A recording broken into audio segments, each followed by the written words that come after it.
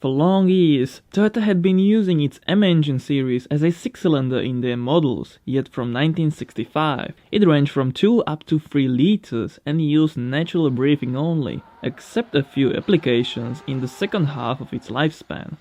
There was, however, a need for a modern power plant, efficient and powerful, in the late 80s, and that's when the JZ family came along.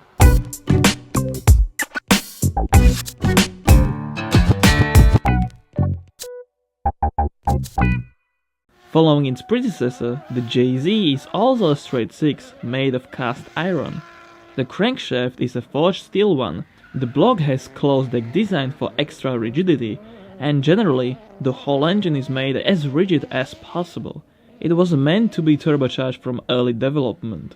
Naturally aspirated versions were meant to be fuel efficient, the turbocharged GT units were made to be strong. The JZ first debuted as a 2.5-liter naturally aspirated called the 1JZ-GE.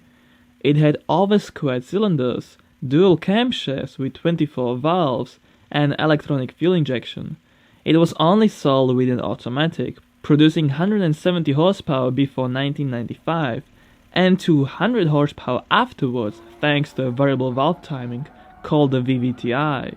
This engine was designed to be turbocharged, and therefore the 1JZ GT was introduced soon after. The basic design was the same, however there were 2 CT12A ceramic parallel turbos hooked up to it. Yamaha helped with the head engineering, and later on in 1996, this twin-turbo setup was swapped for a single, larger CT15B turbocharger. Thanks to smaller exhaust valves, the exhaust fume speed was faster, spooling was quicker, and in the end, the engine produced 50% more torque in lower revs. The turbocharged 1JZ engine was introduced in the Mark III Supra, and later also in various sedans like Cresta, Chaser, Verosa, Mark II, or even the sport coupe model called the Soarer. The 2JZ variant wasn't a successor to the 1JZ, but rather a bigger displacing alternative with longer crankshaft throws, increasing the stroke length to 86mm.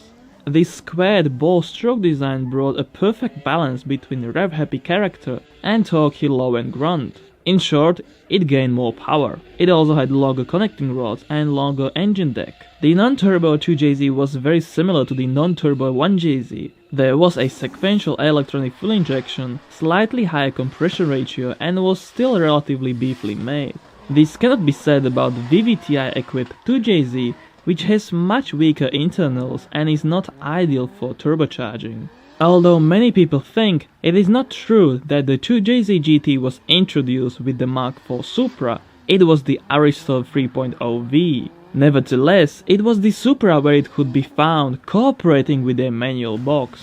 Unlike the 1JZ, here there was the twin turbo working sequentially, meaning one spooled in the lower revs and in the high revs bypassed in favor of the other one, both CT12B units. A big benefit of this variant is that with a new turbocharging system, bigger injectors and fuel rails alongside larger intercooler, it is easy to crank out double of its stock rated power.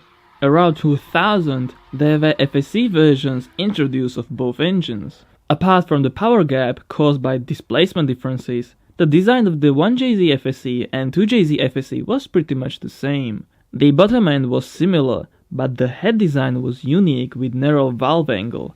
The direct injection brought fuel consumption down by 20%.